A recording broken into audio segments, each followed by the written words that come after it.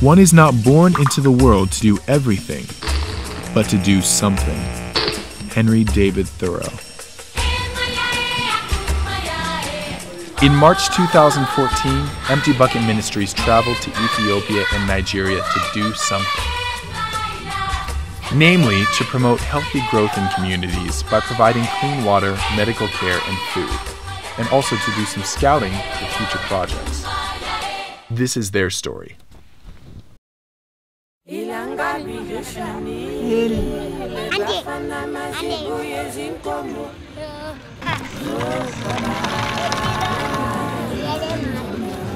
Empty Bucket Ministries was able to partner with the Adira Foundation in Ethiopia, Africa. While we were there, we were able to tour their facilities and meet with village officials. One thing they have implemented is a daycare facility for orphan prevention. This allows the mothers to go to work knowing that their children are taken care of and fed 2 meals a day. After we completed our work in Ethiopia, we took a short plane ride over to Nigeria where we broke ground on our first water well in Benin City. Before this water well, the people of the community would collect water from their rooftop through a gutter system. A lot of times this water was unclean due to the dirt that was collected from the roof. On the second day of drilling, we hit water. They called us back out to the village to have a commissioning service where they would turn on the pump for the very first time. And there was so much joy and life that was brought back to the village. The fact that they had clean, running, purified drinking water changed the life of that village. We also hosted a medical clinic and fed over 200 children that very same day. In the medical clinic, the children were given anti-malaria medication and deworming pills. While at the Central Hospital, we made our way over to the pediatric ward where we handed out children's books donated by Jerry Bear's Books for Babies.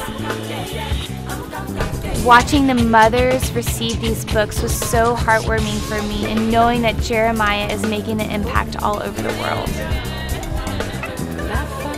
In the post-labor ward, I met a mother who had been at the hospital for 2 months. She began to tell us her story that she had to remain at the hospital until she could pay her bill.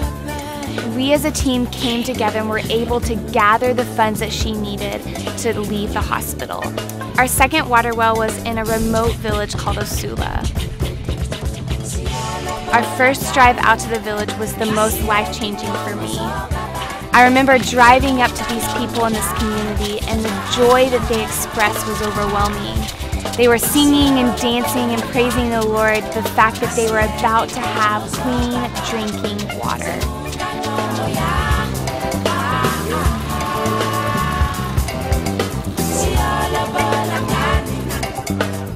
I met a woman in the village who I asked to take us on her daily journey to collect water. I wanted to see through her eyes and to fully understand the journey that she takes every single day.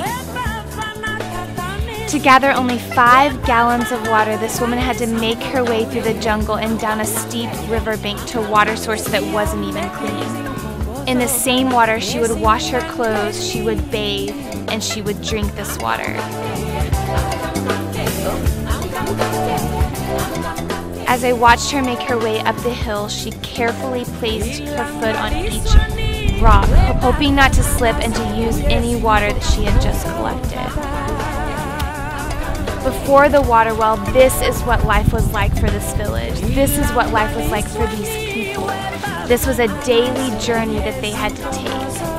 Now, with access to clean, purified drinking water, they are able to fill their empty buckets, not just one, but multiple buckets, and take them back home and use them to clean with, to wash with, to cook with, and to drink. During the water well project in Osula village, we met a young widowed mother who had 6 children. Through the process of talking to her and her telling us her story, we discovered that her husband had passed away just a couple years ago, and she was unable to financially provide and education for her 3 youngest children.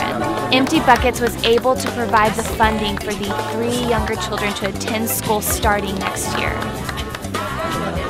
We could not have done all of these projects in Nigeria without your help.